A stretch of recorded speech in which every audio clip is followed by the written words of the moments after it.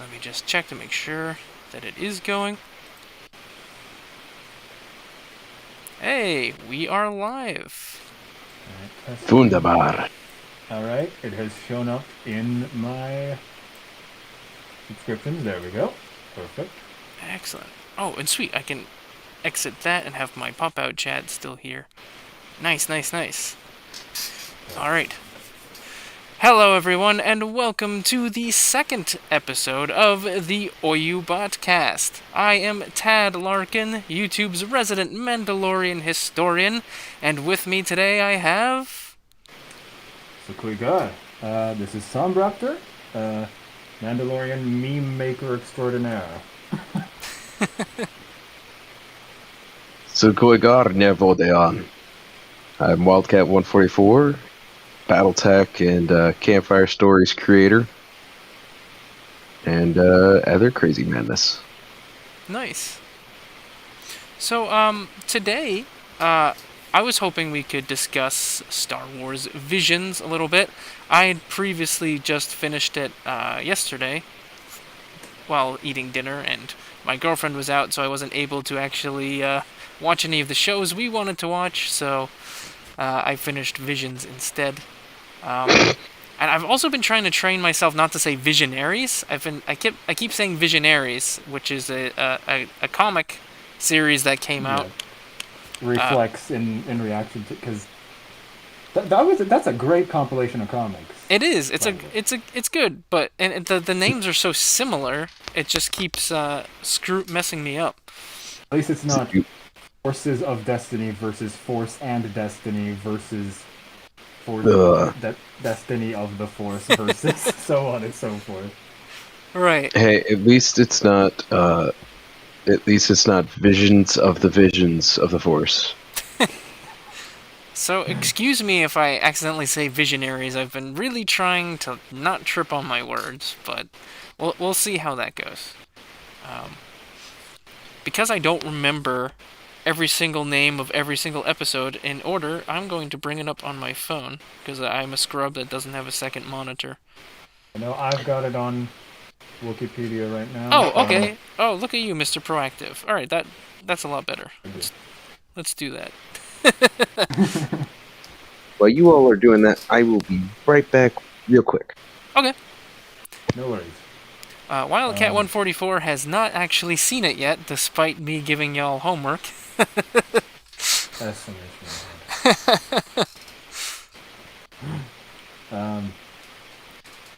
yeah. So I was thinking we'd just go through episode by episode and just talk a little bit about it. We'll do a brief synopsis. Well. Yeah. So yeah, the first one was the Duel. For the record, for those who don't know, Star Wars Visions is a series of non-canon shorts released on Disney Plus, which has very much piqued our interest because it's like, well, okay, if they can make this, can't they make a Legends miniseries? I don't know. But they can, but they won't. Who knows? Who knows? I don't know. Yeah. I don't know. It's hard to be optimistic, but you know, Is what it is. So the Duel, that was the one with it starts off in this Japanese town analog, which there are a lot of in this series. yes. I don't know why. if that was planned or if it was all coincidental, but every time they're on a planet, it is Japan in some different era. Usually feudal Japan. Yeah, Sengoku Jedi type stuff, because it's still very prevalent in the cultural zeitgeist of Japan for various very obvious reasons. But yeah, no, the Duel is very interesting. Not anything remarkable story-wise, but it was, in terms of animation, very unique. Very, as as a aspiring animator myself, that was. No, I'll get to the one that inspired me the most very soon, but that was just very unique in a lot of sense. I'm not familiar with the rest of the works of Kamikaze Doga, but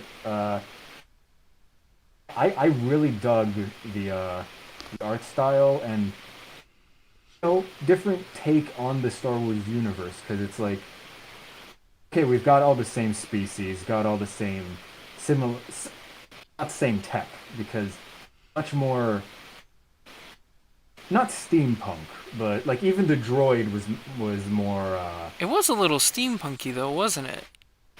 It's Yeah, interesting you yeah, say that because I yes, was thinking I that think too. steampunk would be accurate. Yeah, um, but then I guess the standout thing in terms of tech is the umbrella lightsaber. Yes. that was that was quite interesting. So when that part happened, I was kind of, I was a little upset. I was like, really? I was not upset's the wrong word, but I was just like, really? Is this what we're gonna do? We're gonna do the spinning lightsaber again? But when I found out that it was just an apparatus that she puts on her lightsaber hilt to make it do that, and she took it off for the duel, I'm like, okay, that's a lot more practical. Now I'm back on the hook. You had me off the hook. Well, no, you had me on the hook at the beginning, then off the hook when Umbrella Lady comes out, and then back on when she takes the umbrella stuff off. Right. Um, I know. Very unique. I dig unorthodox uh, concepts in that sense, especially when they make it clear it's non-canon. It's like when that's one of the things. It's like said, yeah, it's not canon. Go fucking wild. Which Mm-hmm. I'm a stickler for continuity, so I very much enjoy figuring out how things piece together. When it comes to know, uh, there is something to be said for being given absolute creative freedom in terms of being able to go friggin' wild. Mm-hmm. You know? No, it's good. But I do like how it starts off. You got the I'm guessing it doesn't really say whether he's a Jedi or not, but you kind of get the feeling that he's like a former Jedi in exile. He's sitting Right. drinking tea, and then it was nice. With a lot of these shorts, because the bartender was a Celestin. With a lot of these shorts, they use aliens that are recognizable, and that was one of the things with some of the newer Star Wars movies that turned me off a little bit.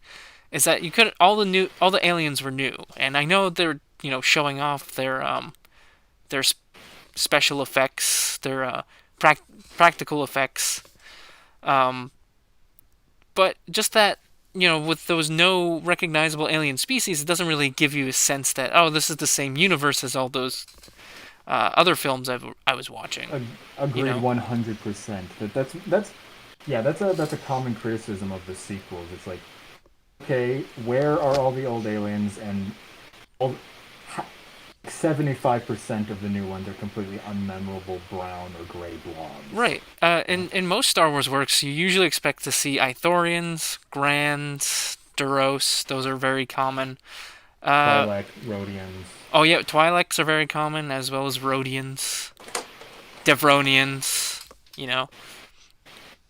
I mean, like you can sprinkle your own little species in there that you make yourself, but you gotta have some of those recognizable ones to kind of give you a sense of, this is the same universe. This is all just one big universe. We're all here, one big melting pot. And I think as Americans, we're used to that. But that's what I appreciated about these shorts is that they had that, and that's what I felt was Agreed. missing. Totally agreed. Yeah, no, that's Another thing I liked about it was the stormtroopers at the end. Their armor was kind of cool. It was like a mix between like samurai and Imperial stormtrooper armor, I guess, for lack of a better term. Yeah, no. It's Oh, apologies about that. there we go. I You have just learned returned that after 1,000 I've been years. volunteered for something about 8:30, 9 o'clock. So Okay. Well, I'm going for my Patreon thing at 10, so this might not run that super long, and we're almost finished with the first episode of Visions. oh, which one was that one? The Duel. Yeah. Yes, that's the one with the black and white. Yeah, Yeah. Yeah. yeah, that one actually looks cool. Yeah, very stark. Well, if you watched it, it may have also- actually been cool. Quick thing. Audience. I'm due to technical limitations. I'm having to use a different setup. Can you guys hear me all right? It's a bit of a lag, but we'll continue talking. But I'd appreciate it if you guys give me input. Well, I can hear you fine, and the stream is going through my audio. Right. Just I just wanted to double check. I wouldn't have started the stream if you sounded terrible. Fair enough. He's not a sabotage you. Right. I might. Fair enough. ARC Trooper Rod 269. I do just want to address because I do like getting compliments. I have been working out, so thank you for noticing. Hey, Swole, bro. I get good Swole. games. swole Manda-LORE. But anyways, back on subject. It was a fun little short. But my favorite one is actually the one that's coming up next. If you want to intro that one. Tatooine Rhapsody. Yes. Yeah, Really? I heard a lot of people didn't like it. Yeah. I don't understand. I That thought one- it's not my favorite, but That one was my favorite. yeah, it's and it's very much the one that fits in universe the most easily as well. Like, it could have been canon like Legends. as That's well. not even why it's my favorite. I just like the And it's a very different. It's not something that's ever been done before. I mean, okay, sorry, no. There have been stories about bands in Star Wars. You know, Figrin Dawn and the Modal Nodes. The Max Rebo band. They've had their own short stories, but not in any animated format, and where we can actually hear their music and such. I dug. No, I dug it. I'll let you get into why it's your favorite. So, well, first off, it starts off with this band is playing, and Boba Fett actually makes an appearance with a cameo from Tamara Morrison himself. So that's what got me hooked on that episode. I'm like, okay, Yeah, that's you fair. have me. And then I'm I'm like a former emo kid, so I like that type of punky music that a lot of people don't really like anymore. Bro, have you seen my color scheme? Black and red. You know how it is, bro. I mean, Like I mean, half, I'm literally Freaking writing. Mando flag. Come on.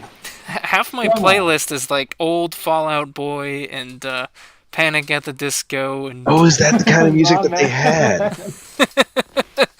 Is that the kind of music that was actually in that episode? kind of. It was just very punky and like Interesting. yes. So I liked I that. love that music. I liked that a lot, and I thought the story was cute too. It was this little Jedi Padawan who, during Order 66, ends up, running away and falling in with this hut dude, this greasy little hut living in a van, and that's how he joins the band. And I thought that was just a cute little story. Yeah, I dug it. It's let's see what else was there. Yeah, I heard the biggest complaint was the music, but if that's the kind of music, I'm like, man, I don't like most people's taste in music then. Well, it's definitely shifted, but I live under I'm still using my iPod Nano, so I'm currently living in 2007, and I haven't really have- left. Take me back to 2007, please. All right, so you all, speaking of going back to 2007, you all remember 3 Days Grace, right? Yeah. Okay, What? 3 Days Grace? Oh, 3 days. Yeah. Yeah. So you remember the original singer Alex Gontier, how his voice sounded? Yeah. Well, he's gone on to create a new super band called Saint Asonia. And who's in that? It is Saint Asonia, because it's apparently this huge super band of just a bunch of artists. So Mike Mushok, who is from Stained. So you have the guitarist from Stained, Okay.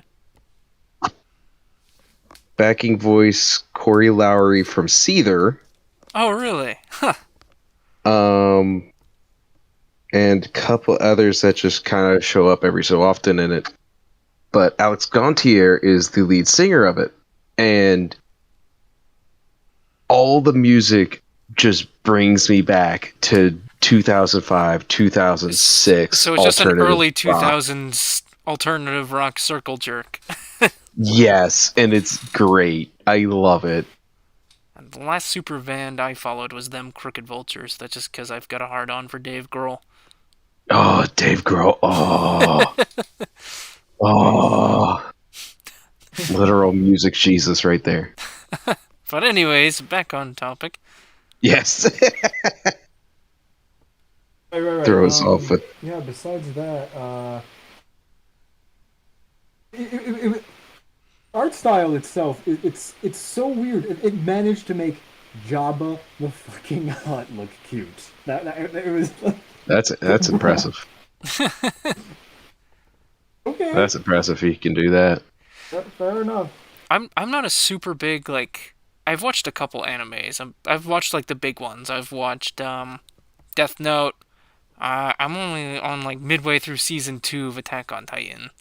Um, and Ugh. so so like I am not into it enough to like be able to kind of differentiate the different art styles. Like if they're drastically different, I could be like, well, okay, this is a completely different art style. But a lot of these, I couldn't really differentiate between artists. I couldn't just look at it and be like, oh, that's this anime studio. You know? Right.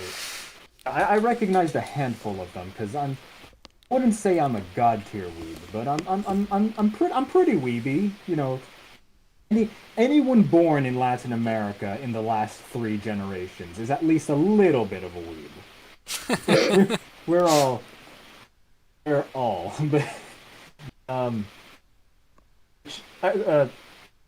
if you unless you want to say anything more about this episode. I think we're good to move on. Okay, which brings me into this next one, which was by Studio Trigger, which made one of Oh my God. absolute Oh favorites, no. Kill I la have a Kill. lot to say about this one. Wait, what did they make? I'm sorry, I didn't hear that one. Kill la Kill. Oh, I've heard of it, never saw it. No. Good. Be thankful. Oh, okay. Oh, Thankful. okay. This is how it is. I do not like Studio Trigger. I do not like Studio Trigger. That's your opinion, and your opinion is wrong. Eat my. I especially do not like what they did with this episode. I'm joking. I can tell Twins, you're joking. not my favorite. I like the art style. Do you want to give But, a synopsis? I'm struggling to remember what the third one was. The one with the twins that in fighting in space. with Oh, is that the one where they cut the Star Destroyer in half with a Yes. giant Yeah. lightsaber? Yes. Yeah, okay. This Yeah.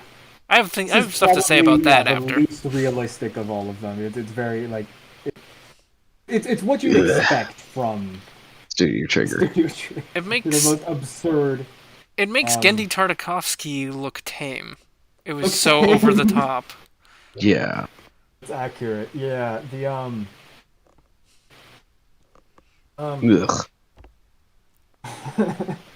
Um, I literally looked through all the episodes of Visions and just like kind of did like a brief look at all like what their synopsis was, what the art style of each was, and then I saw a couple clips of each. This one I was like, oh, all the others are pretty mild, pretty tame. You I'm don't cool like with these. the ridiculousness of it. There's I can appreciate ridiculousness. it was everything I hate about Ridiculousness. anime. But it It's was too ridiculous. is literally everything I hate about anime. You know, I didn't mind it. It's clear that it's not canon. If this was in universe, Boo! it would be a whole Everybody other boo story. him. Boo. If this was, supposed to be in one form or another, sort of, cohesively together, it isn't. It's just ridiculous nonsense. I don't. At this point, it's like, whatever. For those who don't know, there's these two twins. One is light side, one is dark side. They're fighting Where have we seen that before? in space on. They're fighting on a Star Destroyer. Yes, in space with no helmets, no whatever. Going through. They Not gave in a a Star helmet Destroyer, on it. on top of the Star Destroyer or on top of an And, like, X-wing. No helmets, no slicing spacesuits. it in half. It just going full BS. They gave the droid a. The thing is they recognized that there is no atmosphere in space because they gave the droid the space helmet. I think that's a joke because It is a joke, but it doesn't matter. It's the fact that they went with that. It's like, really? Number Name has it correctly. Yeah, they have the characters breathe in space, but the robot has to wear a helmet just to troll the audience. I think don't. That's I don't appreciate when a content creator that I'm supposed to be enjoying is mocking me. If they're trying to troll the audience, that's not something that I would enjoy. Generally, I agree, but in this case, it's not in a way that's malicious. It's in a way that's like, haha, funny. It's lighthearted. Yeah. It's not like Not I don't like- know, a movie that Not tries to to. devolve into the what every freaking Star Wars creator on the internet goes on and on about, but compared to, like, say, I don't know, Ryan Johnson going, I was on the fan same base and page. man babies, blah blah blah. Last Jedi bad. We need a little bit of that. Yeah, it's not that kind of trolling. Right. We do a little trolling. Yeah, I mean, the dialogue was a little bit cheesy. It's not Whoa, the, a little bit. that's not the cheesiest dialogue I found in the entire series of cartoons, but a little bit cheesy. It served what just trying to set it up. It's like, oh, these brother and sister, two darksiders, but one's actually on the light side. Blah blah blah. They only have 24 minutes an episode, so do what you can, Too long. Too long for that one. I really did not like that one at all. I should give context. I am someone who has been often said that, oh, you should like anime because you do anime art style or blah blah. No, I hate anime. Like I actually do not like anime at all. So you don't like any? There's only like 2 out of like the dozens that I've watched that I like, and that's Cowboy Bebop and Ghost of the Shell. Literally the only 2 that I've watched that I liked. I've seen a lot of anime. Don't get me wrong. I've seen a lot of anime. I do not like anime. Okay. I'll take your word for it. I've seen Gate. I've seen Gurren Lagann. I've seen Gundam. I've seen all this stuff. I used to be okay with Gundam, but it just kind of It's not your thing. Yeah, I'm not hateful against Gundam, but Pretty much anything else is like, ugh. Gotcha. Alright, I think we're good to move on to episode 4. Fair enough. Yeah. Which is my favorite, actually, because and then, the story isn't anything special. The animation to me was so, because you see, when as an artist, whenever I see, I generally have two reactions to a great work of art. I either think, A, oh God, I'm never going to be this good. Wow, what's the point of life? Da da da da da da da. The second reaction is, holy shit, this is amazing. I need to learn how to do this. I want to. This gave me the second that's feeling of wonder and amazement, and actually has a sense of I can do this, and that's something very personal, very deep to me. But no, I don't know. Yeah, just the character designs and the just the backgrounds and everything about it just gave me a sense of I want to do something like this. I know that feeling. That is fantastic. However, I don't know the name of this episode, nor do I remember the plot until I know the name. The Village Bride. Oh, Bride. okay, Not yeah. bad. Everybody likes that one. I liked it too. Yeah, the bit at the end when she does the whole classic samurai slash with the like rocket boots. That was a good meme. No, that was I'm really surprised good. there It, weren't more it had memes it about had a really good. What I liked about it is it had a really good build up. Like the story was natural. It had like, this happened and then this happened and then this happened, and then you get to the conclusion and you're like, that was worth it. Exactly. I also dug that they kind of ruined it with the voices, but they made battle droids menacing again for just a little bit, For like half a Ooh. second. half a second. They were before started menacing talking. until the Jedi Master dropped his hat, or what was a bucket? It was like a bucket or something.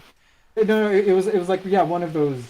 Yeah, it wasn't exactly a. He Yeah, threw just something from the top. He was perched on top of the mountain with a sniper rifle. like a sniper rifle. Yeah. And then he threw something down, and then instead of like paying attention to him, all the droids were looking at the bucket and doing their normal, Droid thing. banter. When it's like, okay, well, there's the classic dumb battle droid. I do like it when battle droids they actually do them right, but no, it was really good. I liked it, and I think other than some of the stuff like that was a reference to like Rogue One, I think that potentially could fit in with the expanded universe if you What's did the enough Rogue One? I like mental how that's- gymnastics. I like that's can this fit in the expanded universe is now a question that we no longer need to ask because we will just go ahead and answer it ourselves. Well, let's face it, us the fans are now the arbiters of the expanded universe. The higher ups don't really give a shit. Yeah. I recognize the council's decision, but seeing as it is a stupid-ass decision, I have decided to ignore it. Yes. I reject your canon and substitute my own. So wait. What Rogue One reference was there? I can't recall. So I think it was talking. Wasn't there a reference with I'm one with the Force and the Force is one with me? Oh, I mean, yeah.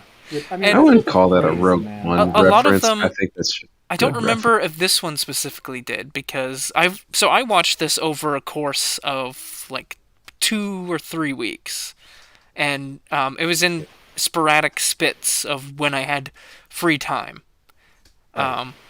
which isn't a lot. So I don't remember if this one specifically had the Kyber crystal reference, but a lot of them will reference Kyber crystals. And if you know anything about Star Wars Legends, there's only one Kyber crystal in Legends, and it's called the Kyber crystal. All the other lightsaber crystals are just called lightsaber crystals. And, depending on where the lightsaber crystals are from, either like the Ilum crystal or like the Adegan crystals, they'll have that surname on it. But there was only ever one Kyber crystal. I can't get over that name. But,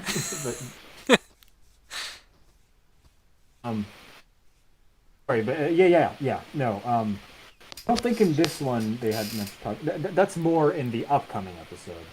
A lot of them had references to the Kyber crystals. Yeah. So yeah, but yeah, no. This one, no, just it's more. It's to me the reason I loved this one was less the story of it, which it's pretty basic, not bad at all. The reason I love it is the artistic side of it. I could abide by that. Yeah. I also I think the ship that the raiders used was smuggler ship from the Old Republic. Ooh. I don't think it was the Ebon Hawk. I would have No, noticed that. not KOTOR, SWTOR. Oh, okay. Yeah. I may be mistaken. I'd have to see the ship again, which I'm not going to look up right here, right now, because the stream is taking up my whole one monitor, and I don't want to mess with that. So yeah, well, since we were talking about lightsaber crystals and whatnot, the Ninth Jedi. Okay, so now this is the one where they all gather to that planet. Well, it's not really a planet, it's like an asteroid on top of a planet. Yeah. And they, for some reason, they have like these trebuchets that can whip.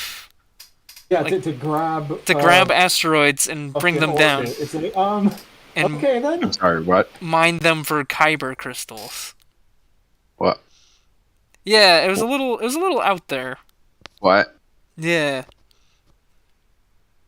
But, Instead of like a drone going around and mining it like you would expect in sci-fi, they literally had trebuchets on the ground. Are they wood trebuchets or are they mechanical trebuchets? They looked pretty wooden to me. So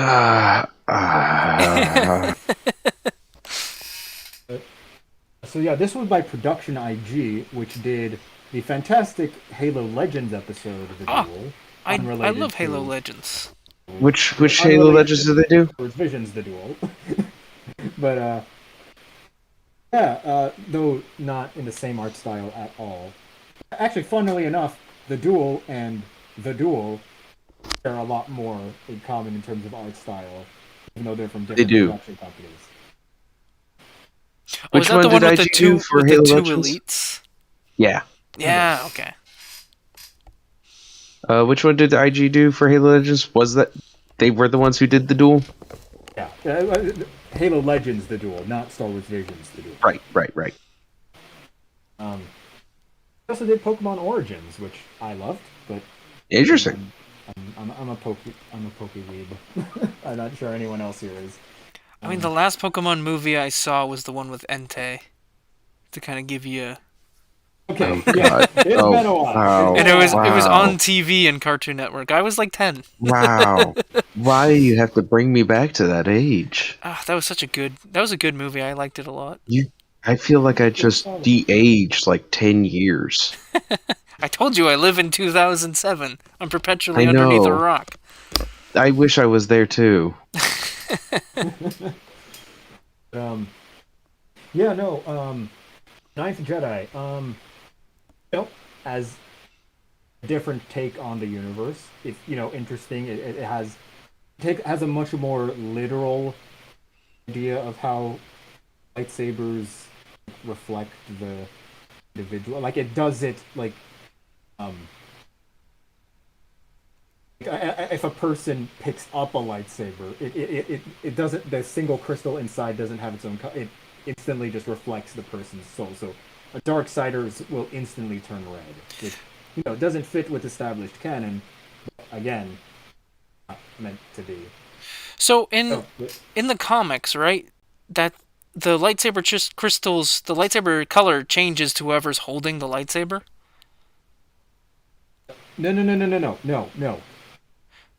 In the Ninth Jedi, it does. Yeah. So it in the Ninth Jedi, it changes color to whoever's attunement level to the Force it is. So. Exactly.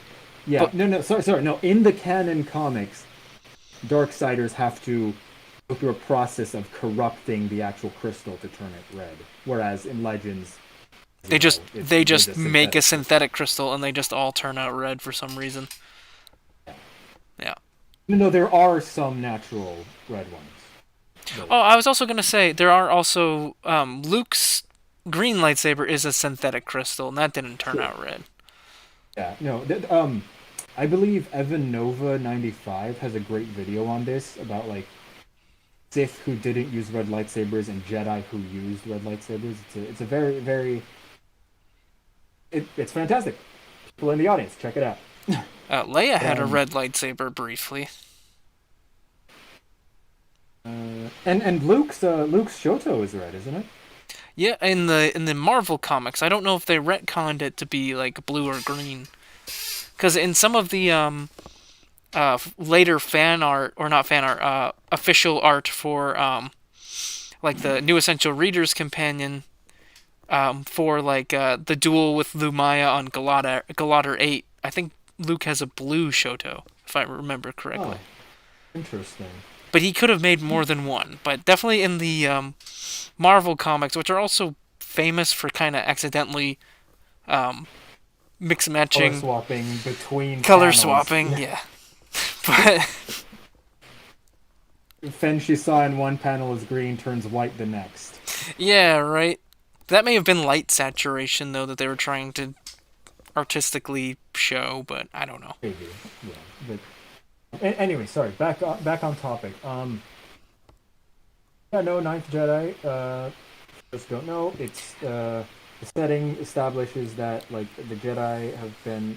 It's a very much a War 2 scenario in which the Jedi have undergone a purge but are trying to are in hiding, trying to reunite rather as opposed to in after the Jedi purge in Revenge of the Sith, where most of them didn't really get back together. But then the Sith are all going and trying to hunt them down. No rule of two. Yeah, there were a shit ton of Sith there, because like most of the Jedi end up being Sith. Yeah, Spoiler alert. Plot twist. Spoiler. Well, that's what this is. I put it in the title, Visions, so if you don't want spoilers, then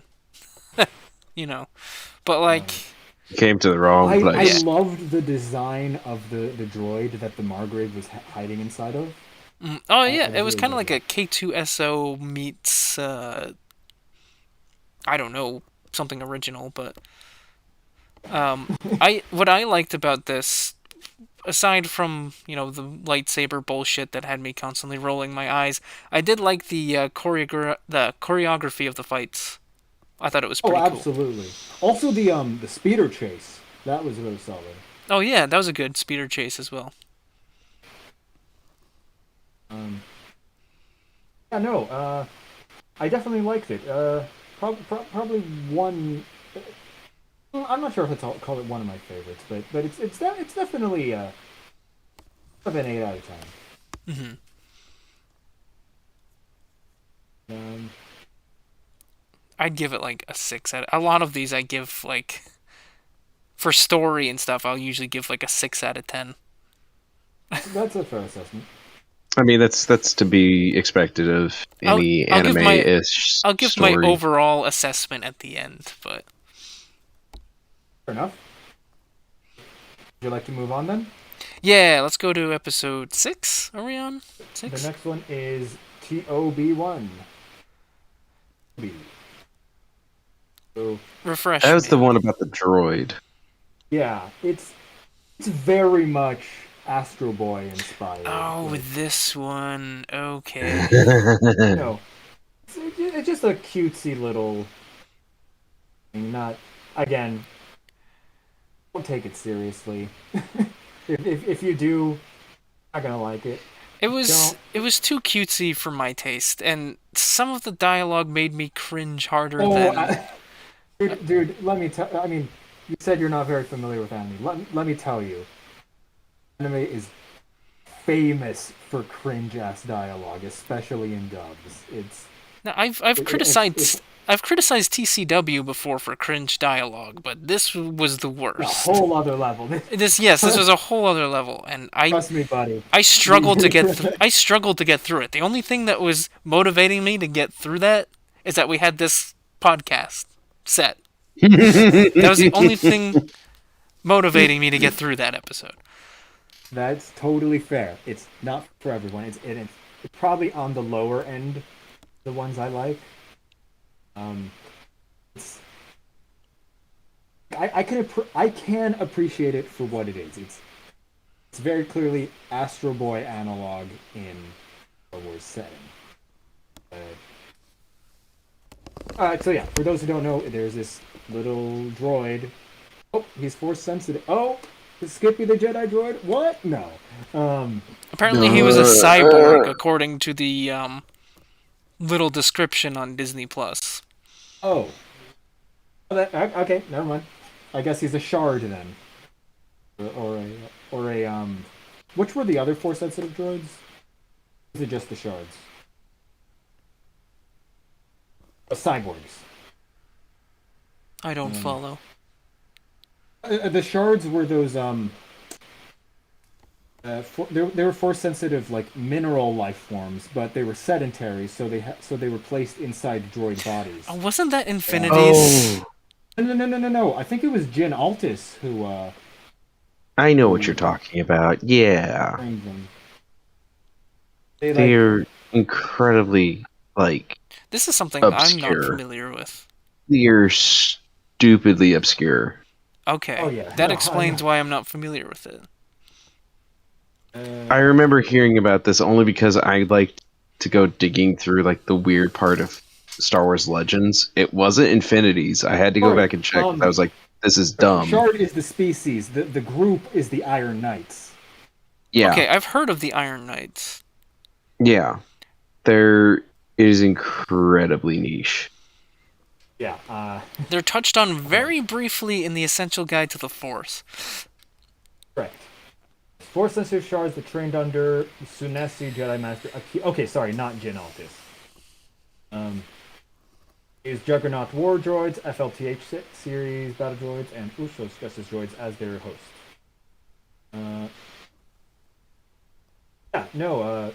Very interesting concept, very out there, very it's the sort of thing I like to see. Very taking pre-existing things in the universe and then just making something new with them. Sorry. Anyway, back on topic. I know, definitely not my favorite episode. Too cutesy. That's just my view. I think it's a shared view among most people. Agreed. I can appreciate it for what it is, but it's not for me. Next. We have the Elder, Next! I Ooh! liked. It very much could fit in universe. Come again? What was the name of the The episode? Elder. Elder. Oh, okay. So that was the one with Yeah. like... Yes, okay. The guy who sounded a lot like Liam Neeson but wasn't Liam Neeson. Right? A guy who looked like Liam Neeson, but wasn't Liam Neeson. Yeah. Looked and sounded like Liam Neeson, but wasn't Liam Neeson. Because No, Qui-Gon Jinn looking character. Yeah. Which, again, that one I'm definitely wanting to watch because I don't care about spoilers, obviously, but that would definitely look the most interesting to me. It's good. It's good stuff. I loved the design of the Elder himself. Oh, yeah, no. Art style, the character designs are Beautiful. on point. On point. Um, this is um, I loved how the old so don't man know, it looked entails corrupted. a duel between two Jedi and a Sith, or well, unspecified dark sider, I think. Bro, he might as well be Sith. Have you seen those eyes? Ooh. But very not much to say in terms of story, but in terms of the art style, the voice acting. I pretty sure this was a music that had pretty good music as well. Um, very None of the music in any of the episodes was really memorable to me. yeah, like I can't recall any tunes, but there were a handful that like okay, it's kind of a jam. But This one might bop. yeah, no, dug it. I know Samuel Kim Music did a couple covers, and Worked on it? Oh, okay. I was like, whoa, he worked on it? Oh, okay, no. no, Ooh. no. Man. I think the music would be a lot more memorable if Samuel Kim was actually working on it. But he did- Everything would be more memorable if he He worked did a on it. few covers of different scores from the different episodes of Visions, but I don't recall which ones. Right. I still love his mixing of Voda on with the Mandalorian tune. Oh, yes. Ooh. That was a Ooh, good one. ooh. Which, Yeah, Samuel Kim music was sidetrack good. sidetrack off to that. I feel like I was probably the first person before, Samuel Kim obviously had the ability to do so. But when I heard the Mandalorian track, something in me was like, wait, part of this sounds like Voda on. And it was the tempo, like if you go back to the original Mandalorian main theme, it has the tempo of Voda on, and in certain places you can actually chant Voda on in with the Mandalorian theme. It's super subtle. It's super not there, and you probably would only get it if you're a crazy music snob like me.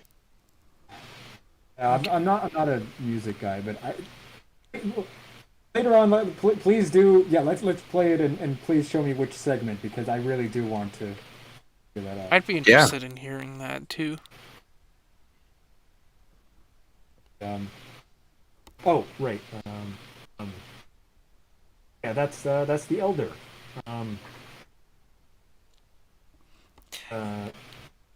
So now right, this so, one I was watching. I was watching kind of on and off. I was doing for my Patreon folks. I'm currently working on new holsters, and I'm documenting me going through that. So I had that on while I was on the floor cutting out fabric. So I didn't really get to watch a whole lot of it, but like I could see it out of the corner of my eye.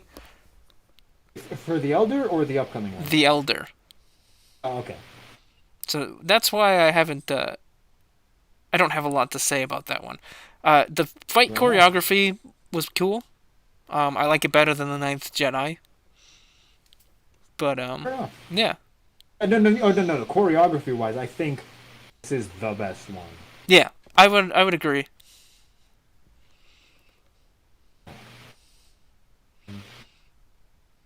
Okay, so if those were your closing thoughts. Mm-hmm. Next up, we have the penultimate one, Lop and Ocho. You want to go first, or? This is the one I know the least about. I'm waiting for the synopsis. Oh, Lop and Ocho is the rabbit girl. Oh yeah. It's, Now I liked it. I didn't love it, but I liked it. I was thinking the entire time this was a perfect opportunity to have Jackson, who is apparently canon. Who? Jackson from the old Marvel comics. He was literally a rabbit. He was a The giant Oh. sentient rabbit. green rabbit. The It's one of those things that the EU haters used to shit on us for all the time, but then it ended up in their own canon anyway, so now they kind of have to shut up. Oh Lord. But yeah, no. Yeah, no. I there were parts of it. I think story-wise, this might be my favorite because I really liked the. You know, most people in before subverting expectations. Whoa! No, but I dug how it was the younger daughter who was the more wanting bring was who wanted accept the empire, and father who was like, no, we need to keep to the old ways rather because you know usually the the stereotypical idea is like, no, the Adopted daughter is usually trying to the fit older in one more. believes in order, and like there's the radical the rebellious daughter, but instead no, they turned that on its head. I quite liked that, and then there's also Lop, the adopted rabbit daughter, who's who sides with the father. I really liked the segment with the that showed like how the lightsaber came into the possession of the family. Yeah, that gave me Nelvon cave scene vibes Exactly. from OG Clone Wars. Ooh. It was almost that same similar style of it's 2D, but it's like rendered in 3D, and it's just really cool. It's good stuff. But then, yeah, but the unfortunate thing is, I think a large percentage of the appreciators of this episode are a very specific subset of the fan base, let's say. Okay. You see what I'm getting at. I think I know what I'm getting. I think I know what you're getting at. I don't really follow that, but if you'd like to Let me elaborate. guess. Furries. Oh God! Oh.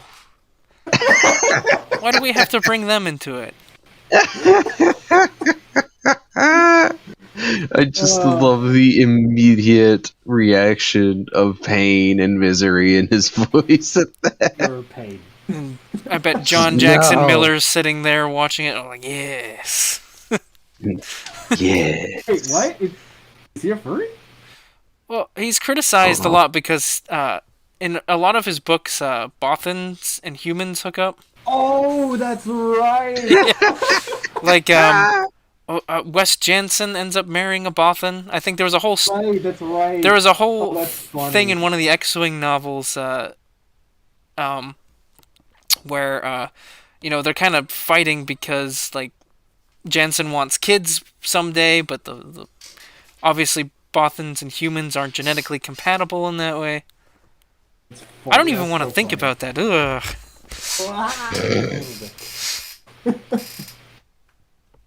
we go full Cathar.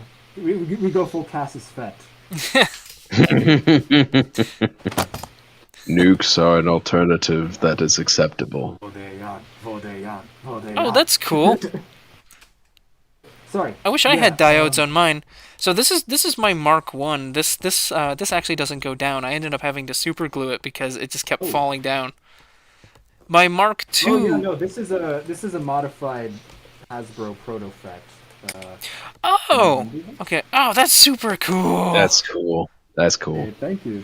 Yeah, I'm very happy with this helmet. My old bucket got so. Yeah, 1 second. I remember seeing your old bucket. It was like.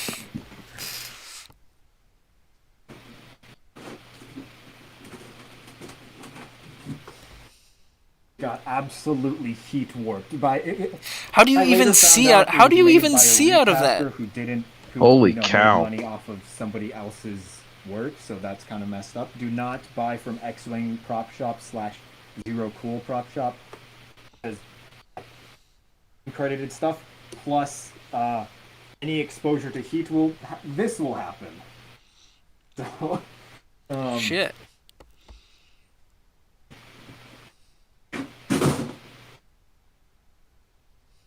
Yeah, yikes. anyway, that was my Mando tangent for the day. Let me reconnect my. I think I have maybe a couple more in me. Yeah, so this is my Mark 1. This is my first helmet, so that's why I wear it with my headset underneath. I don't care about, and I kind of gutted it a little bit so I could fit it on. This isn't the one I go trooping or going on in the con scene Oh, with. that's right. I remember when you were updating stuff. Yeah, so I've got my second helmet in my closet. That's the one I have it on a nice stand, so what happens to your helmet doesn't happen. And That's good. I only wear that one to the cons, but that one my rangefinder does go down. It doesn't have the diodes though. Yeah, no, yeah. I was panicking because actually when I was painting this, it actually segment actually got into where the battery like some of the paint got into. I was like, oh god, oh. And so, but luckily I was able to scrape off the connected little prongs. I don't know the first thing about how electronics work. My grandfather was an electrician. He'd be ashamed of me. But, yeah, I got it off the little things, and it functions. So yay! Yay! It's all that Unless I'm matters. mistaken, can you read Arabesh? Because I can't. I think It's too blurry in your cam for me to actually see. That's fair enough. I think it says something like target site or something, whatever. But, Yeah, no, there, I'm not at that level of nerddom where I can decipher Arabesh. yeah, I hope to reach that level. So I need to learn how to read Arabesh and Manda-LORE. If I have a sheet in front of me with the alphabet, I could do it, obviously, but anybody could. But yes, so, Alright, yeah, we're getting off to... Oh, wait, to answer Pasha's question. I got this helmet last year. Yeah, no, it's a Hasbro Black Series Proto-Fet. It's the white one. So, thankfully didn't have the dent I needed to fill in. I was able to just straight up paint over. That was great. nice. Anybody ever need advice on Mando stuff, please feel free to message me. We should make a, on the Manda-LORE Discord, we should make a, channel for that. Oh yeah, we can do that. Yeah. Ooh. Good idea. How to make your own Mandalorian armor. Or just, cosplay tips. Yeah, absolutely. Yeah. And, if anyone... Don't limit it to just Mandalorian stuff. Watching later, if you're in the Maryland or DC area, look up the Kiramorge clan of the Mandalorian mercs. If you're there, I'd be more than happy to help you build stuff. Yeah. Here, I'll put it in the Surgen Yamika. Yeah, there you go. And then anybody wants to join the Discord, link is below in the description. Behave yourselves. Along with all of our, Patreon and info and stuff. Other websites and YouTube channels. Sorry, yeah, we're getting off topic. But yes, so, Lop and Adopted Ocho. Rabbit Good Girl. episode. Adopted Rabbit Girl, saves her adopted family. Well, tries to save them from the clutches of the Empire, who her sister gets ensnared by. And there's some cool, This is a creaky chill. Sorry.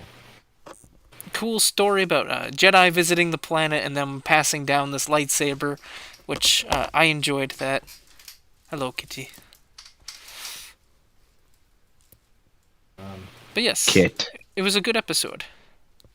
Agreed. Yeah. Good. Yeah, good story, good animation, good, all around. Yeah, It I liked also it. appeared two furries wipe them out, all of them. Kill them all! Wipe them out, all of them. Commencing will base be Delta done. 0. It Yes, will now be we done. reach the final episode, Akakiri. Which is, Alright, synopsis. Let's go. the one with the Jedi who goes to help his like the like princess reclaim her like throne. Oh, this one was weird. Yeah, right. Yeah. I really dug the art style. I hated it. Really. Did you? Yeah. Okay. Like, I don't know, the princess's face looked like a potato, and the that Jedi one. I will concede on. the That Jedi's was- face. His face was like really long. He looked better with the beard than he did in the flashbacks when he was younger. Yeah. And no, the- agree- yeah no so, yeah. And the two Besides- sidekick guys. Besides her wonky face, I like the art style. The two sidekick guys reminded me of like the skinny guy and the short angry guy from Mulan. If you ever seen the original Yes. animated yes, Mulan absolutely. movie, It looked like it was trying to be like a Mulan kind of thing, but just the art style alone like missed the mark substantially. So, to quote the dude, well, that's just like your opinion, man. or to quote Quinlan Voss. Oh god. Ugh. It may be my opinion, but it is based in fact.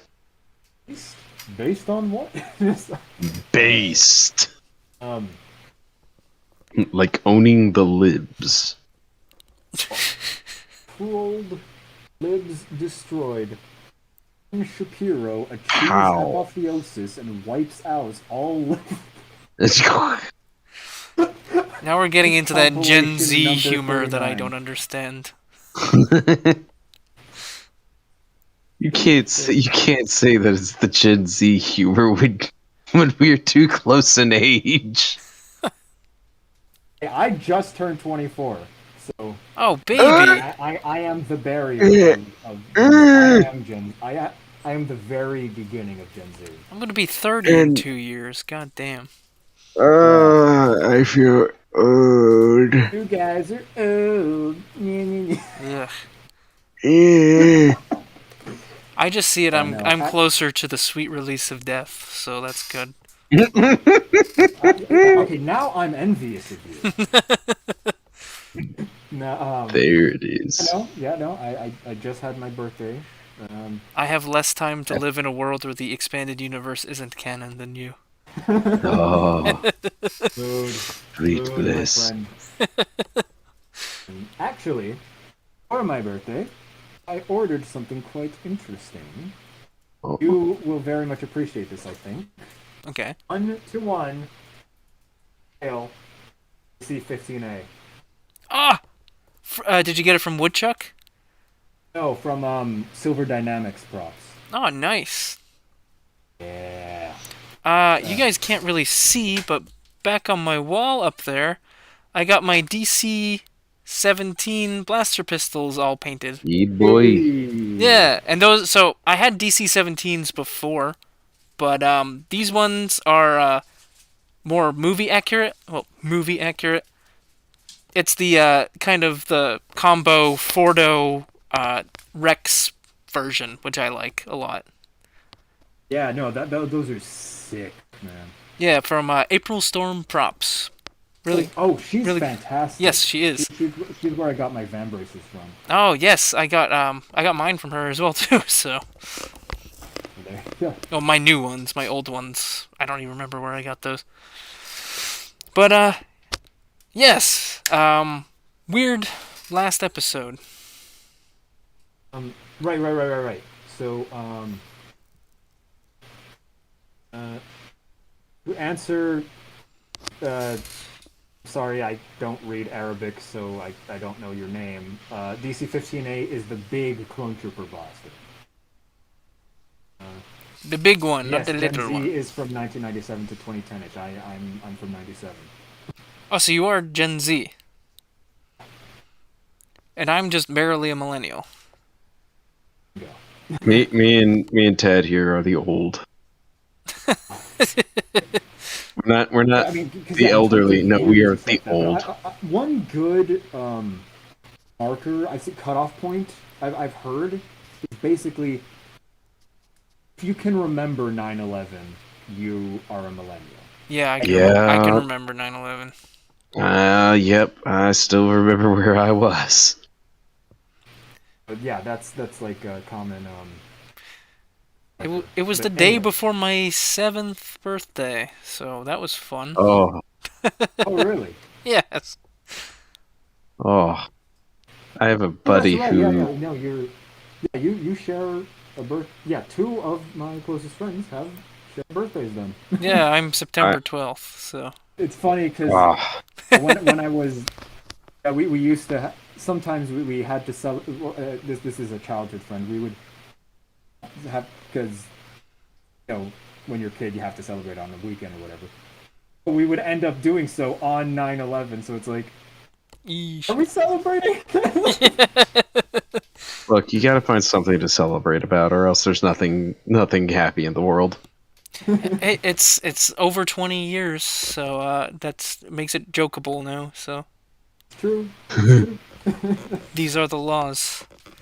These This are is the correct. laws that have been um laid down But from yes, but generations. I'm Morgan Freeman. so the main pretty character in good at it. this at the end, he kind of does an Anakin where because he ends up loving the princess. So and the big bad guy, I don't know if he's a Sith or whatever, but he has a red lightsaber, and that's a pretty good indication, I guess. But he kills Sith her. acolyte, if anything else.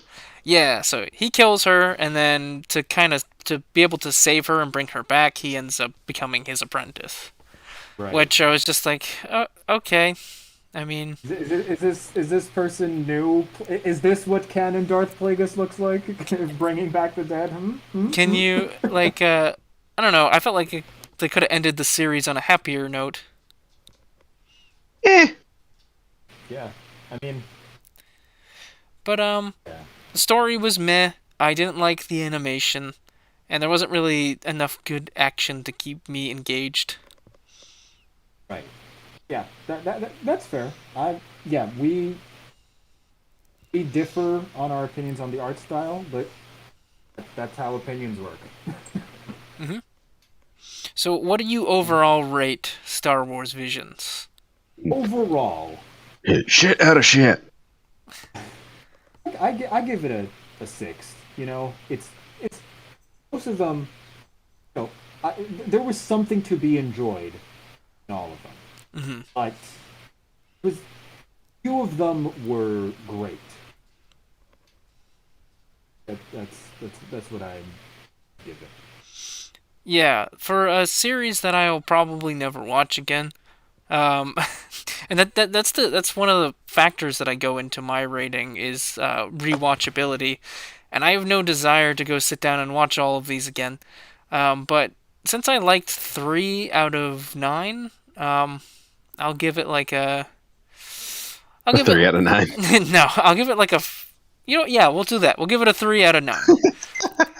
It wasn't terrible. I didn't hate it. I mean, there was definitely 1 or 2 episodes that I hated, but it wasn't terrible. And I sat and I gave it a shot. If it was straight up canon, I wouldn't have given it a shot, but since it's, you know, my philosophy is it's not it's being advertised as not canon. I want to show my support for this, so hopefully in the future we can have more not canon projects that end up being Yes, good please. or like a continuation of Star Wars Legends, or not even continuation at this point because I don't want that, as I've said before. But Can I just get an animated adaptation of Heir to the Empire in the style of those Oh, please. Warner Bros, like the Mortal Kombat Warner Bros movies? Can I get that? Mortal Kombat. Bro. Can I I'm please going just full get that? Hawkeye right now. Don't do that. Just Don't give me me that. hope. I will pay money for that. I Or would pay money for that. hire me, Disney. I will write it. Give me the animators I need, and I will make it. And then you will make money. I promise. I've got all 3 books right back there. I'll write it. I'll make it. Let's go. Cool. You don't even have to pay me, actually. Let me just do it. I will do it for free just so you don't screw it up. Exactly. As a consultant, please. Exactly. Just give me the resources I need to make it happen. Don't even pay me. But yeah, overall, something more real. overall, it So was okay. That was Visions. That was Star Wars Visions. Yeah. Disney's first experiment of making something non-canon. I wanted to support it so I could have my things that aren't canon first. anymore. I guess there's like the Lego Star Wars shirts and whatever. Well, those are satirical. Nobody ever really takes those seriously anyway. Okay, yeah. It's been like that even before the buyout. But yeah. Anyone who does take them seriously is just being a troll. Yeah. Oh. I still remember this is I'm aging myself here. I still remember the original Lego Star Wars short, which was if you bought the Revenge of the Sith DVD, it was like a Was little that the one with like the horrifying facial animations?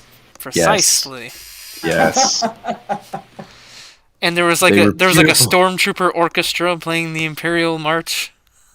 Yes. Yes, that was the first ever Lego Star Wars short, if I remember correctly. I remember the one. This is also dating because this came out 2006. I remember the one that literally had like Yoda and all them, and they were in the cantina all together. Does anybody remember that one? I think that was the same short. I think this was all one short. I remember. I didn't have it on the. I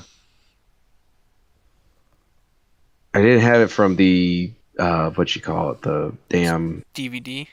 DVD, but I did have it on the Star Wars website. Yeah, they put it on StarWars.com after the fact. Yeah. Yeah. No, Yeah. I believe it's the same animation.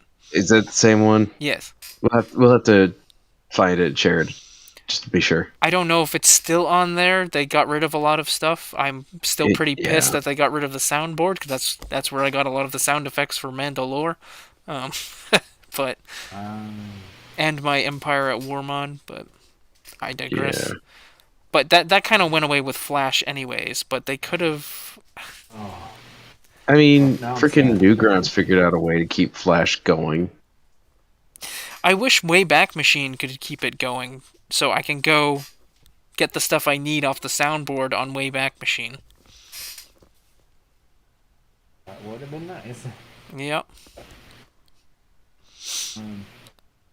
But Yeah. yes. So that was our main topic of discussion. Now on to the Osik. Now to the Osik part of our Okay, wait, before we go full shit posting, Osik posting, it's something I've been trying to I've given a lot of thought about. So, you know how George Lucas was very adamant about the fact that only Jedi and only ones that have undergone special training can become Force ghosts and whatnot. Hmm. Are there, and of course that very much contradicts, you know, the EU, in which like Jillian Jedi became Force ghosts. When it comes to dark side spirits, are there any examples that aren't bound to item or location? Because I'm not sure if that's the area of expertise for either of you, but because So we do know. like when I was gonna say we do know that Exar Kun ended up accidentally bounding his spirit to the temple on Yavin Four. Yes. Because Nagas I'm Naga Sadao was kind of bound there before too. to his tomb. But his spirit was he was waiting there for another Darksider to come along for him to bestow his knowledge on and bring about the next Sith Golden Age. So I don't know if he had any volition to leave or if he just stayed there because he was waiting. Okay. So that's a I'm unsure about. Um, I would say Freedon Marco Nad, Ragnos. Marka Ragnos, well, he appeared immediately after his death, and he wasn't bound to his sarcophagus because he appears to Ulik and Exar on, what was it, Empress Teta? I can't remember the name of the Oh. Yes, And also, Wow. yeah, his corpse was almost brought back, or his body almost was brought back from the followers of Oh, right. Marco 'Cause, Ragnos, right, t- in yeah, Jedi Knight. Maximus. Yeah. Jedi Knight. And Naga, not Naga, Freedon Nad, he was kind of trapped inside his tomb on Dejun, if I remember correctly. But I think the Jedi trapped him there purposely Okay. after the Nadist Yeah, 'cause- uprisings, because he ended up possessing King Ominin, if that was his name, Right. Ominin, Man. Omin, and yeah, and then Ulik and Arkajeth put a stop to that. I'm trying to think of Right. other Sith. Because that's what I'm trying to. Because yeah, I guess. Karnus Mur was the bound to the headcanon Mur system, talisman. The one example that comes to mind is Lord Calig from SwitchOR. Who, I suppose you could make an argument that he bound his spirits to his own bloodline, which is that a location or an item? But you know, he only appears to his descendants. The yeah, no, that's something I've been trying to think about, trying to come up with some sort of explanation for, because Maybe that's just a choice he has. I don't know. yeah, because well, I mean, because the whole idea is you know, whole debate about immortality in the Force and whatever. It's like okay, no, only lightsiders can do it, but there are darksiders that we do see ghosts of. So I guess in the case of Marco Ragnos, yes, if he appears on Korriban and Empress Teta, it's a little okay. What's the deal there, huh? Palpatine, his spirit traveled from Endor to Biss. Right, but that's essence transfer. Oh, Not really, because essence transfer requires somebody to be immediately right there. He had to traverse across distances. I mean, it is still essence transfer, but he had to go across distances. right. So, And, you know, before he was just jumping from clone to clone, then tried to jump to Anakin, got blocked, and then fizzled out forever. Got cockblocked. Yeah. Can we talk about Empetogios brand for a second?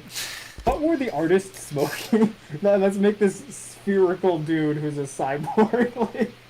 I don't know. That's why I would like Marvel to take some of the classic Star Wars comics and then redo them in a more modern style and see what they come up with. No. Yeah, that's. No. On You know, a- some people really dig Dark Empire's art style. It's I'm not it's one of a, those people. it's an acquired taste. A lot of those early Dark Horse stuff, like the later Dark Horse stuff, like Republic and whatever. Oh Yeah. my god, Gender Sema. Oh my god. Well, when Dark Horse first Phenomenal. started, their whole gig was, oh, we're gonna be grim dark and we're gonna reflect that in our art style. But then they're just like, yeah, let's try to do something else. Yeah, no, I just do not dig early. So yeah, Dark Empire / Tales of the Jedi / that sort of art style. Speaking No, of that's heresy to some people, but hey. yeah, speaking of the Marvel comics, I did end up reading. Not really reading. I skimmed through to get artwork for a future Manda-LORE episode. But I went through the Thrawn one, and I was surprised about how much they kind of stuck true to his backstory. Oh, yeah, no. I mean, obviously, yeah, Timothy Zahn was involved, so you know. And they even kept Voss Park and the people, Yeah, no, the guys the from whole Star Wars basics of Adventure Mist Journal Encounter, 7. They only changed some of the most superfluous bits of like lore in terms of Mist Encounter, like changing the Victory class to a Venator, making them clones and so on. So the clones be present instead of. Oh wait, sorry, no, were clones, but sorry, it's mostly background dressing that they changed. Mist Right. Encounter, for the most part, still remains. Yeah. Uh, Yeah, so because of that, I ended up using some of the artwork from that comic for a future Manda-LORE episode. So, okay.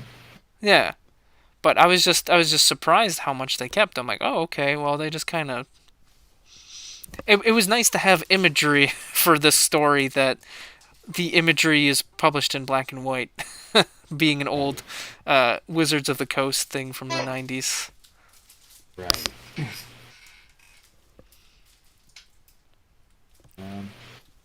No, that was just one of the things that was on my mind. So, Osik posting time. See, did the audience have anything? So Funny? I'm gonna refrain. I mean, you guys can answer questions if you want. I myself am gonna refrain from answering questions because I'm doing a Q&A with my Patreon folks Yeah. at 10. Okay. Yeah. Oh, if I may, give some BattleTech news to anyone who may be interesting Oh yeah, or go on interested. ahead. So, the latest episode of BattleTech Campfire Stories is coming out next week. Makes me happy. Nice. Now, did you do all the artwork for this one? I did. I Oh. do all the artwork for all of them. The script was written by one of my buddies. Nice. 2 voice actors for this one. Yeah, I know. We're expanding outwards. And the editor is, as always, the wonderful, wonderful, wonderful, wonderful striker of the Black Pants Legion. And let's see, what else BattleTech related? Oh, inventory for BattleTech minis is finally starting to show up in tabletop stores all around the country. Makes me very happy. Well, I saw some BattleTech stuff when I went to this in Seattle. They had this game store. I forget what it's called, but they had like everything there, and I was surprised to actually find some BattleTech while I was there. I Yeah, it's I don't know the first thing about BattleTech still. You'll have to. Hey. Sometime you will definitely. I don't you'll know have anything to about it educate either. me. All I know is there's giant robots and I love giant robots. exactly. so actually I kind of want to throw something at both of you guys All right. to kind of Shoot. give a hook to BattleTech that I think you guys would enjoy. Okay. So obviously we all like warrior cultures here. We're all Oh, wait. I think Could- we may have talked about this last stream. yeah, maybe a little bit.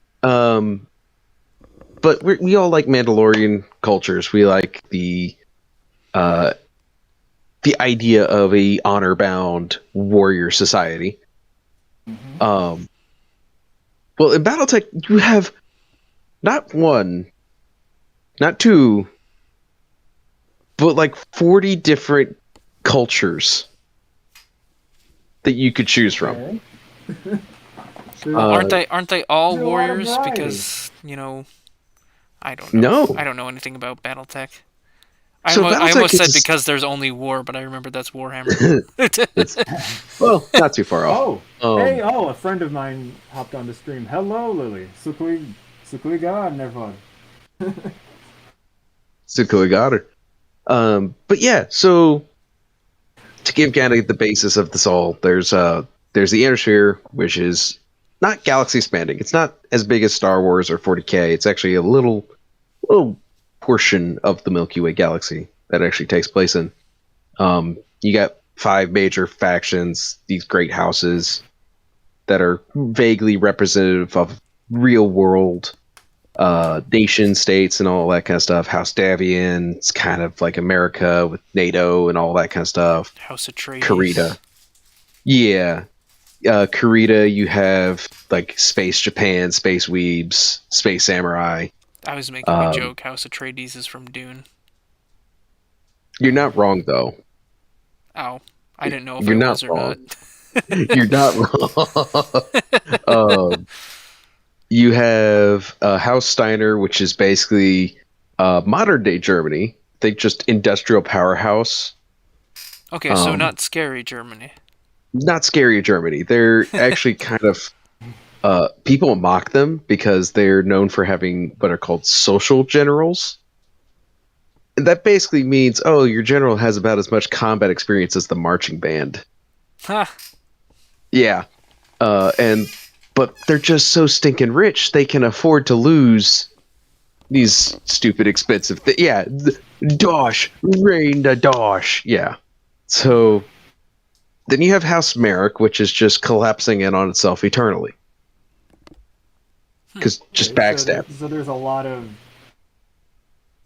a lot of rebellions, a lot of traitors. yeah. Yeah. It's basically Yugoslavia in space. Oh, wonderful! The balkanization of space. Let's go. Yeah. And then you have House Liao, which is it's communist China and communist Russia combined into one with North Korea as the head. It's a fun place to live. Oh, wonderful. That sounds terrible. Sounds terrible. So where do the warrior cultures come in, you might ask? Well, there's a overarching faction known as the clans. The clans are all the remnants of like this original space empire's army, right? That basically exiled themselves from the Inner Sphere for about 250 years. Huh. They left the Inner Sphere. They were like, nope, we're not going to be a part of this costly, stupid warring and everything like that. We're going to go off and be our own selves. And so they do, and with that, they're not killing each other like crazy. They're not going insane. They actually don't lose technology and go into horrible regression states that near dark age levels of technology. And so they're like, all right, cool. We got pretty set up here. We have a very warrior-based society, caste systems with warriors at the top. You got their scientists, your labor castes, all this kind of stuff. They have probably a scientist. They have scientists. And they have probably the coolest looking mechs. Not gonna lie, they have these nice, like, whereas the rest of the Inner Sphere has like these very utilitarian looking vehicles and mechs and such like that. The clan's kind of just been like, yeah, no, we're kind of chilling, so we can take time to streamline everything. And so they all look nice. They look sleek. They got this kind of like more curves and angles to their machines rather than just slap on with duct tape and see if it works kind of thing.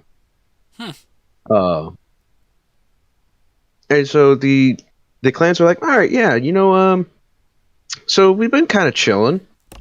Let's go back. Let's just go back. Why not? And so they did. And then it turned into a 3-year-long war that saw Blitzkrieg taking up near a quarter of the Inner Sphere in 3 years. Huh.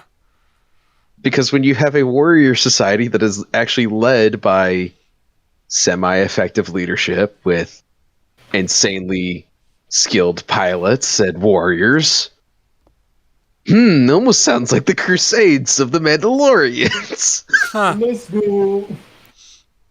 So, Vodeyan. Vodeyan. And so, but obviously you have a whole bunch of different clans, right? You have like 20 different clans that are all part of this Oh, crap. sub faction. Yeah. Sounds like a lot So to it's keep similar- track of. You would think, but really you kind of just pick the one you like and you kind of just stick with them. Okay, so is it kind of like dumb it down in Warhammer terms for me? Is it kind of like the different? Like different Astartes chapters. Yeah, precisely. Yes, absolutely. Okay. Actually, yes. Yeah, it's just like the different Astartes chapters of And Space do Marines. they all have their own special rules on tabletop of how, like, special things that each one can do? Oh, okay. Nope. So if we're talking strictly tabletop stuff, Battletech is super nice because there's only two ways of playing Battletech, really. Well, I mean, there's several different ways, but the two main ways are classic Battletech, which is with the hex bases and large character sheets that plays more like an RPG. Oh, okay. Really fun. You can get some rather crazy shenanigans going on with them. And then go ahead, I Sam. don't mean to interrupt, but I just love what my friend put. Just the Mandalorian Crusades can be summed up with you're gonna vote on whether you like it or not. Yes, vote it on whether you like it or not. Oh yeah. And then you have Alpha Strike, which is more similar to a traditional war game like 40K or something like that. Okay. But for both, you only need a book each. Huh. That's it. So you don't have to buy all For- these supplemental. Correct. Rule It's books. literally, if you want classic Battletech, just get the Total War book. Huh. Okay. If you want Alpha Strike, just get the Alpha Strike Commander's Edition. Boom. That's it. Okay. Okay. Super cost effective, super cheap. Especially because I'm the community head, one of the community heads for Battletech at my local game store. We're literally like, oh yeah, you want an army? Here, it's just $60. And so many people are so used to 40K, we're like, wait, Whereas $60 will get you a one squad. a Marine. Here's 4 Marine. Space Marines. Yeah. And it's like, oh, $60 will get you an entire army, the rule books, the sets, a whole bunch of cutouts, maps, dice, and all this. Here you go. It all comes in a nice box. Now, I was also told that you could play with bottle caps if you wanted to. Yeah. You could play with jelly beans. That's We do fun. not care. So long as you understand what it is you're using on the field and you can make that distinguishable, we don't care. We've had people use Space Marines as mech models because that's what they had. Yeah, same, similar, like So it's There's like 28 Poorhammer, but not frowned upon. Warhammer, but not frowned upon. No, I said Poorhammer. P-O-O. Oh, Warhammer. Yeah. Yeah, we don't besmirch. We don't discourage. And honestly, anybody who does try to discourage anyone on BattleTech tabletop, shame. Shame on you. That sounds like the exact opposite of the Warhammer community, Yeah, no, we. which is We starting to get pride as ourselves. toxic as the Star Wars community. Oh, Ugh. wonderful. Yeah, we pride ourselves on trying to be a positive community, a tight knit community. Just on Reddit, it's just like it's like a war between like the like the more like casual fan, well, not even like casual fans, the more just like I'm here to have fun fans, and then the ones that are like shilling out to GW. We have the, oh, you're Capellan, oh, you must be a backstabber kind of thing. We don't care about what you do outside of the tabletop. If it's just riffing on what faction you represent. Oh, okay. Yeah, it's I mean, there's some of that in Warhammer, the Warhammer community too, but it's most of the time in good fun. yeah, That's why I That's- say most, because there are some people that like get actually really Take it too serious far. about their armies. Mhm. Like I've Yeah, got we're- a friend that like hates Eldar, and I'm like, dude, Dude, chill out. they're pieces of plastic. yeah. Wait. The most we will ever get upset with each other is because it's like, oh, you're Karita, ha ha ha, you're Space Weeb, or ha ha, you're House Steiner, you must have social generals who can't see, who don't know their boot from their tie. It's the good natured riffing on each other. Well, that's nice. But another aspect of BattleTech, I think you all would like, kind of goes back to the Mandalorian kind of ideas. Mercenaries. Mandalorian, go on. Mercenaries. Mercs are cool. Mercenaries are probably one of the primary ways of waging war in the Inner Sphere. So, you want Mandalorians, which, by the way, you can wear Mandalorian armor in BattleTech. What do you mean? Because by all accounts, Star Wars still exists in BattleTech. How?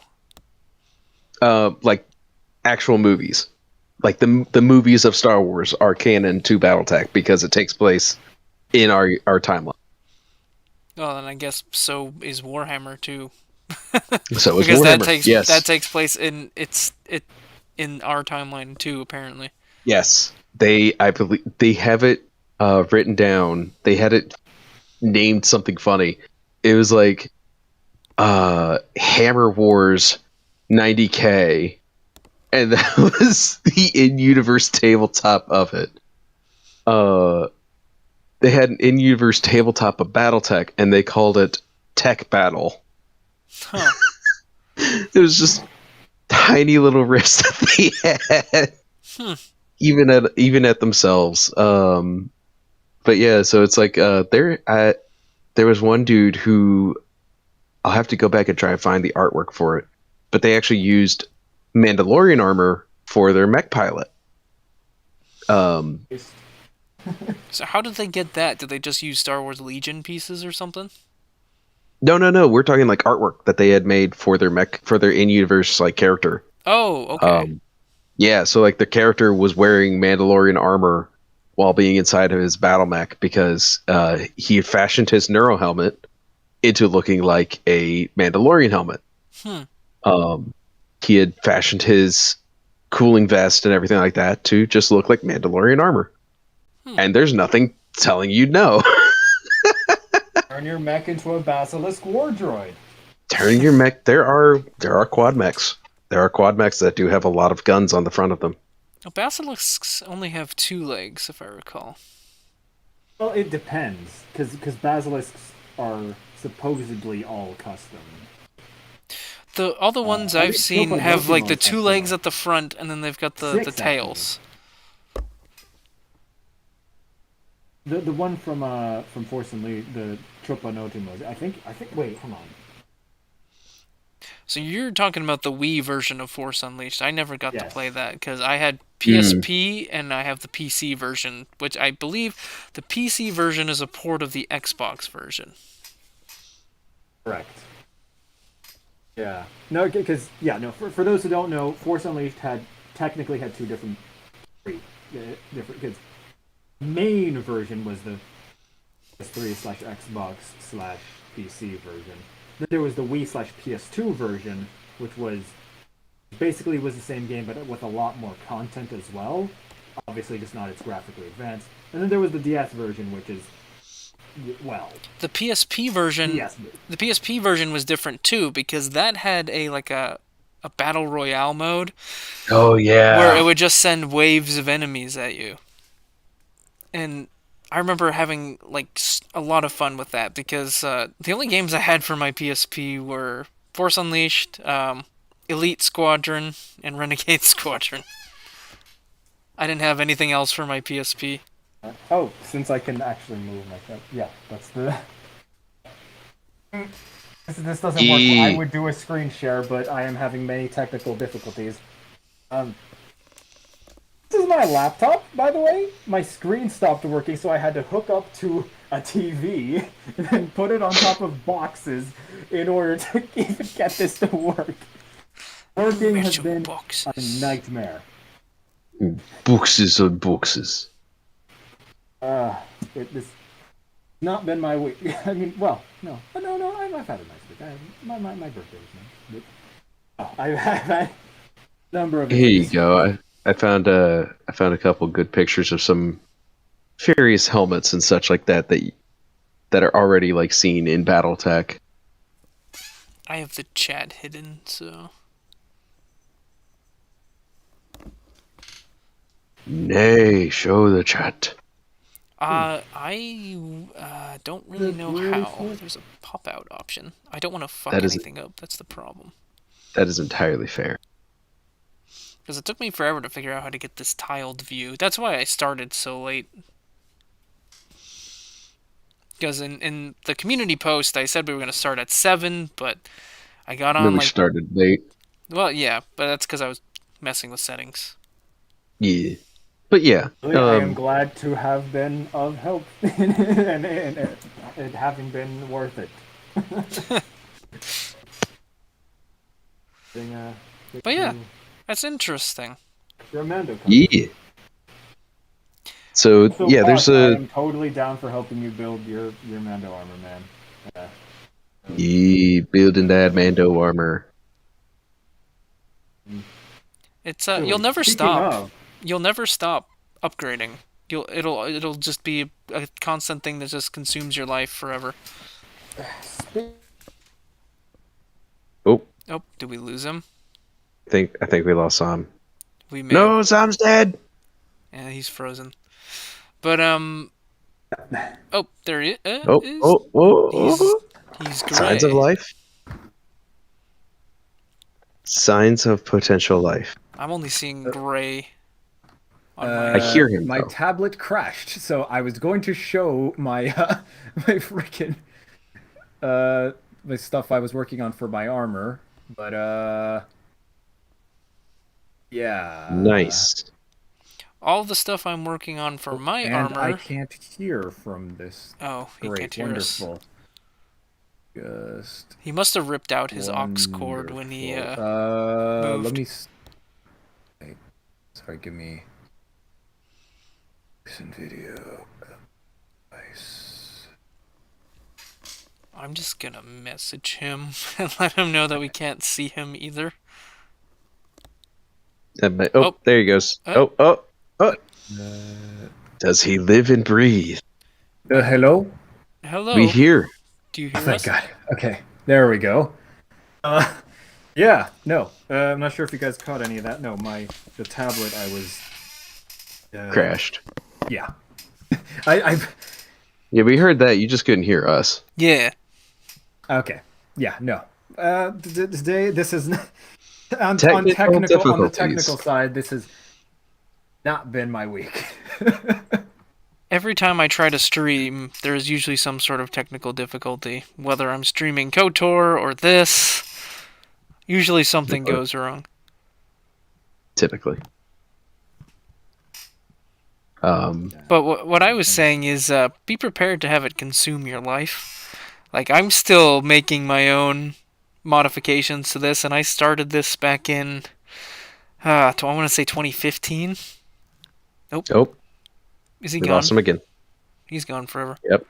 He dead. He's No, sorry, no, I was rebooting my tablet, and then it said Discord went all wonky because I was in two places at once. Yep. You do be like that. However, it is 9:00. I am sadly been volunteered elsewhere. Okay. So I will have to cut it short. All right. I was thinking we could wrap it up anyways, because I've got my Patreon thing in an hour. Yep. And we got through all our scheduled topics for today, and I think it was a pretty good stream. Yeah, I agree. So. Yeah, no, good. So, like what we did before in our last episode, let's go through and what are you guys working on coming up? Any new upcoming projects? Yeah. Plug yourself a little bit. Like I said last time, not much of an update since last time because I've got right now I've got midterms, so valid. That would complicate things on that. It end. would. But yeah, no. In December/January, people, I promise I'll be making more videos and whatnot. Yes, do it. Do We it. need them videos. Your Mandalorian history one was a huge hit, so let's keep it Yes. going. Gotta keep Yep. that going. Oh god, I think that. Oh, What was we that lost him song? again. Yep, he did. Nope. Nope. Anyway. Yeah. This is probably another good reason why we're ending the stream soon. As for me, Battletech Campfire Stories, always working on it. Yeah. Tex Talks Battletech Warhammer Battle Mech. That's going to be coming out sometime soon. Nice. And exciting news, I'm becoming a full-time artist. Woo! Woohoo! So expect will Star be Wars on art Battletech. commissions, potentially. Nice. I'm always open for them. If I had money, I would totally commission you. Absolutely. But as of that, I do have to depart. Okay. You all have a wonderful evening. All right. Likewise. Retur shemi, Nervod. And Retur to the shemi. audience, volunteer. Till next time. Oh yes, actually yes, Posh and I are working on something. A wink, wink. It's Halo related. You guys will. You guys. Oh, nice. As Yeah. for me, the new biography episode for the regular Manda-LORE transmissions, that's coming out on November 1st. Got a couple Patreon things coming up. If you're a Patreon member, we've got the Q&A coming up tonight at 10 p.m. EST. I'm working on the current behind-the-scenes video, and then I usually do a work-in-progress video about what I'm working on for that week for my Patreon folks as well. And all of our Patreon info, as well as Discords and YouTube channels, that's all in the description if you want to check us out. Thank you for joining us, and we will see you if you would join us. Right. We will see you on the next episode of the Oyu'baat Cast. Yeet. Bye, everyone.